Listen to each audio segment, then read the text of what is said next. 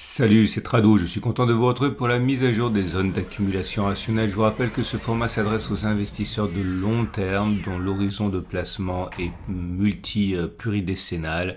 La retraite, la transmission, il ne s'agit nullement de faire du trading mais simplement d'ajouter petit à petit des positions à votre portefeuille de long terme. Et on commence par le SP500. Si vous voulez investir sur les 500 fleurons américains, vous pouvez le faire avec un ETF SP500, il y en a pléthore et voilà où nous en sommes. Tout d'abord, on voit que la tendance de long terme est baissière avec des cours en dessous de la M200 qui descend. La tendance de fond est également baissière avec des cours en dessous de la M50 qui commencent à s'orienter vers le bas.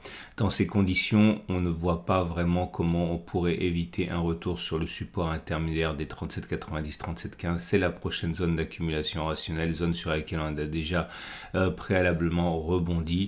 Il y a donc fort à parier pour qu'une accélération baissière au moins équivalent à 2 à 4% ait lieu. C'est la prochaine zone d'accumulation rationnelle.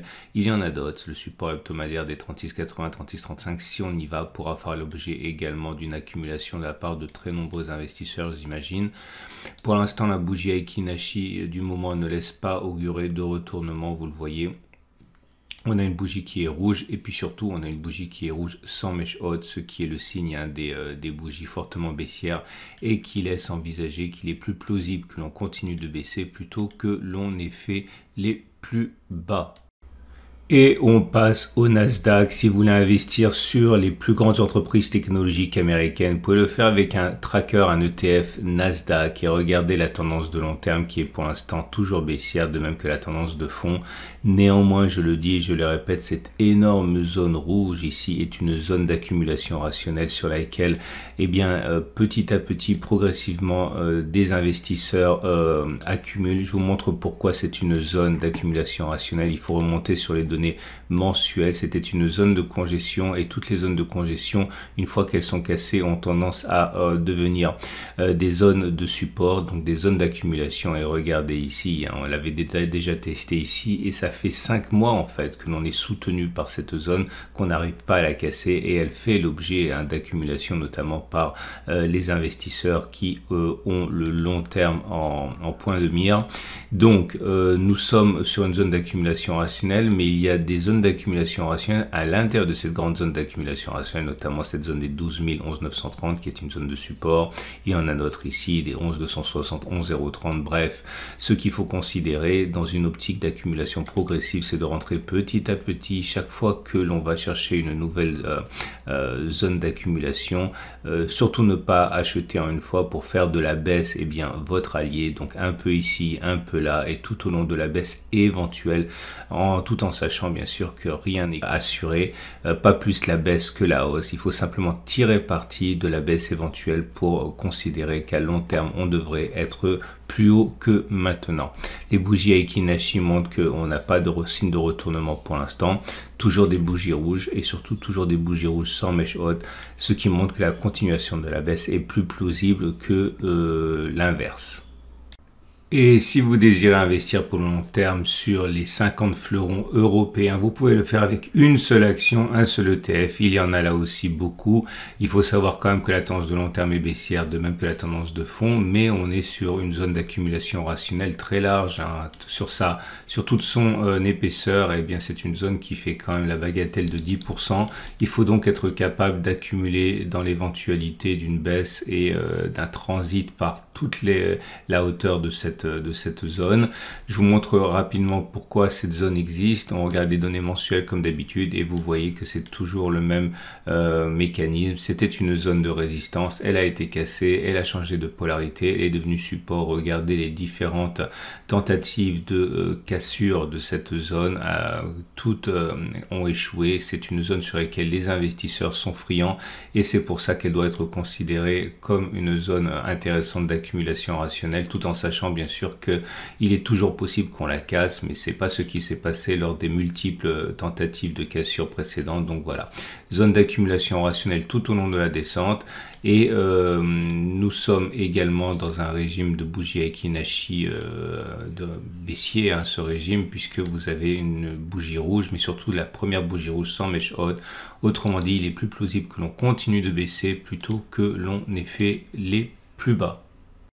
Et avant d'aller plus avant, je vous rappelle que si vous êtes séduit par l'idée d'investir progressivement sur des trackers ETF, eh bien vous pouvez le faire avec mon partenaire Trade Republic. C'est allemand, c'est solide, c'est 1 million de clients, c'est 6 milliards d'actifs sous gestion, c'est régulé par la BaFin, supposé encore plus sévère que l'AMF. Bref, c'est un partenaire de choix si vous voulez investir petit à petit. Et puis le meilleur pour la fin, non seulement le choix est colossal, mais vous pouvez payer jusqu'à 1 euro, que dis-je, 0 euro dans le cadre des investissements programmés par transaction.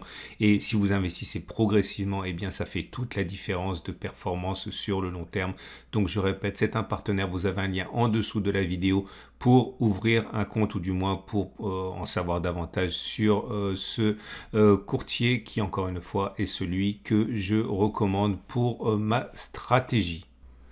Et voilà le CAC 40. Si vous voulez investir sur les 40 plus grandes entreprises cotées françaises, vous pouvez le faire avec un tracker ETF CAC 40. Comme vous pouvez le voir, les cours sont venus tester à nouveau cette énorme zone grise qui est une zone de support. Je vous montre pourquoi. Regardez les données hebdomadaires. C'est une zone tout simplement qui a fait ses preuves depuis la première fois qu'elle a été créée. C'était en mars 2022. Et depuis, on n'a pas clôturé en dessous. Même si au pire, on est venu passer par cette zone. On n'a pas clôturé en dessous, mais bien à l'intérieur de la zone.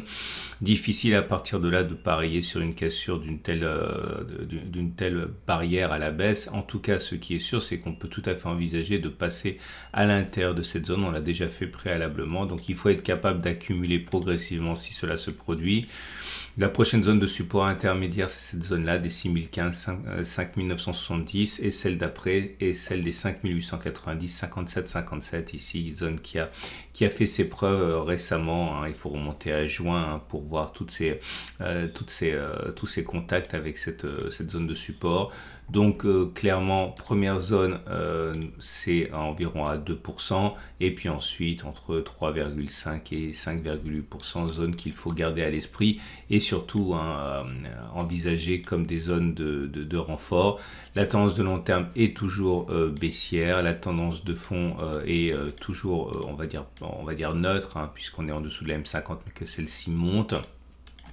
J'insiste, hein, on ne peut pas parier sur une cassure de cette zone pour l'instant, étant donné qu'elle a tenu jusqu'à présent. Il faut impérativement néanmoins être capable d'accumuler sur ces zones. La bougie Aiki-Nashi du moment indique que pour l'instant, il n'est pas exclu, hein, loin s'en faut, que l'on continue de baisser avec cette bougie rouge qui n'a pas de mèche haute. Autrement dit, il est plus plausible que l'on continue de baisser plutôt que l'on ait fait les plus bas.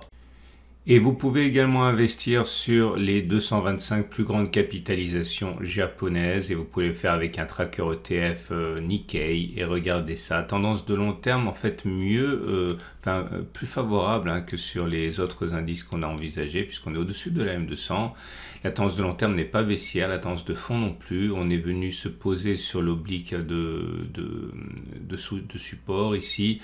Je pense néanmoins qu'un retour sur le support intermédiaire des 27 250, 26 820 est plausible. C'est sur cette zone que l'accumulation est envisageable pour la zone la plus proche, hein. Il y a d'autres zones évidemment. Il faut impérativement garder de quoi accumuler plus tard, mais encore une fois, une baisse comprise entre disons 1,5 et 2,6% est encore envisageable. Et la bougie Aiki-Nashi du moment montre qu'il n'y a pas de signe de retournement haussier, loin s'en faut, avec ces bougies rouges sans mèche haute qui rendent encore plus plausible un contact avec le support intermédiaire. Et l'accumulation sur les économies émergentes est également possible. Il suffit d'utiliser un tracker ETF émergent. Il y en a là aussi des centaines. Et nous sommes sur une nouvelle zone d'accumulation rationnelle, cette énorme zone 944-860. Alors bien sûr, ça ne prend pas la même valeur selon le tracker ETF que vous utilisez, mais globalement, sur cette zone-ci, nous sommes sur zone d'accumulation rationnelle. C'est une zone très large. Elle fait 10%. Aucune raison de penser que la baisse s'arrête ici. On peut tout à fait, et c'est mon scénario le plus plausible, s'enfoncer dans cette zone et même aller plus bas. Il n'y a aucune raison de penser qu'on en est préservé. Tant mieux pour le long terme, puisque si vous considérez que d'ici 5 ans, 10 ans, 15 ans, 1 an, eh bien on sera plus haut que maintenant lorsque la crise sera terminée, eh bien il faut être capable d'accumuler à bon compte et c'est ce qu'on est en train de faire. Regardez en données hebdomadaires, pourquoi? Parce que c'est une zone ici de congestion, elle a été cassée, elle a donc changé de polarité, elle est devenue support. Il y en a d'autres encore une fois, même beaucoup plus bas et si on va les chercher, eh bien ce serait je pense une aubaine pour de nombreux investisseurs qui visent le long terme. Pour l'instant, vous l'aurez compris, nous sommes sur un début de zone d'accumulation rationnelle, donc on peut passer à l'action si on croit au potentiel de long terme de cette zone émergente. La tendance de long terme est baissière, la tendance de fond est baissière également, et les bougies Aiki-Nashi ne laissent pas du tout penser que la baisse soit terminée avec ces bougies rouges sans mèche haute. Et on va terminer avec un tracker ETF Monde. Si vous voulez investir sur les grandes entreprises mondiales avec une seule action, vous pouvez le faire. Il y a énormément de choix pour les ETF Monde. Et ici, c'est l'Amundi, un des plus connus en France. Vous pouvez constater que la tendance n'est pas belle. Nous sommes en dessous de la M200 et en dessous de la M50. Dans ces conditions, je ne pense pas qu'il y ait matière à se précipiter pour l'instant. La précédente zone d'accumulation rationnelle était celle-ci. On voit qu'on est passé au travers. Je ne vois pas de raison d'acheter à nouveau si on croit au potentiel de long terme des bourses mondiales avant 384-382 ici. Ça veut dire clairement qu'on peut laisser baisser les cours encore de 2 à 3% ici avant d'intervenir à nouveau si on croit au potentiel de long terme. Surtout que les bougies Aiki-Nashi du moment ne montrent absolument aucun signe de retournement, bien au contraire, bougie rouge sans mèche haute, autrement dit, la continuation de la baisse est plausible. C'en est terminé pour ce tour d'horizon hebdomadaire des ETF et des trackers principaux. Je vous rappelle comme d'habitude que vous pouvez vous abonner au format, comme ça vous ne louperez pas les mises à jour hebdomadaires. Vous avez la possibilité également de visiter le site de mon partenaire Trade Republic. Comme vous le savez, c'est le courtier que je recommande pour ma méthode, étant donné que les coûts d'intervention sont extrêmement faibles, voire nuls. Et je vous donne rendez-vous la semaine prochaine pour la mise à jour.